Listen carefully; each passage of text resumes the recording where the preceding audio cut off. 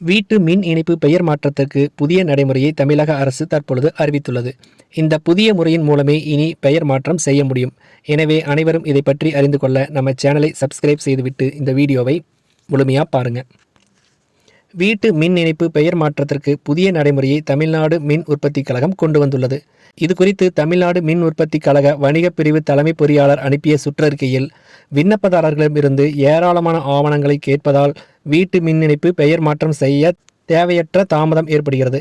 இந்த பணிகளை வேகப்படுத்தும் வகையில் முந்தைய உரிமையாளரின் ஒப்புதல் பெறும் படிவம் 2ஐ நுகர்வோரிடம் இருந்து பெற வேண்டியதில்லை என அறிவுறுத்தப்பட்டுள்ளது. அதே நேரம் விற்பனை, பங்கு பிரித்தல், பரிசளித்தல் போன்ற சமயங்களில் பெயர் மாற்றம் செய்ய வேண்டுமானால் விற்பனை பத்திரம், சொத்து வரி ரசீது, நீதிமன்ற தீர்ப்பு உள்ளிட்டவற்றில் ஏதேனும் ஒன்று, மேலும் ஒப்புதல் கடிதம் ஆகியவற்றை சமர்ப்பிக்க வேண்டும் என தெரிவிக்கப்பட்டுள்ளது.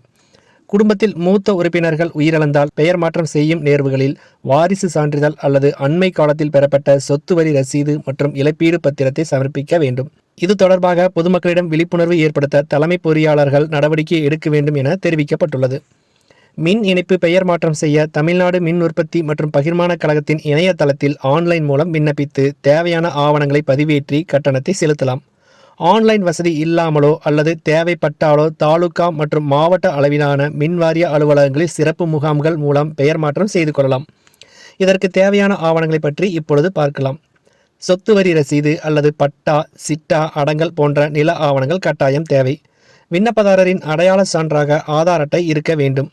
குடியிருப்புச் சான்றாக விண்ணப்பதாரர் அந்த வீட்டில் வசிக்கிறார் என்பதற்கான சான்று, முந்தைய உரிமையாளர் இல்லை என்றாலோ அல்லது வீடு வாடகைக்கு எடுத்தாலோ அல்லது உரிமையாளர் இல்லை என்றாலோ படிவம் 5 போன்ற கடிதம் அல்லது படிவம் 6ஐ சமர்ப்பிக்க வேண்டும்.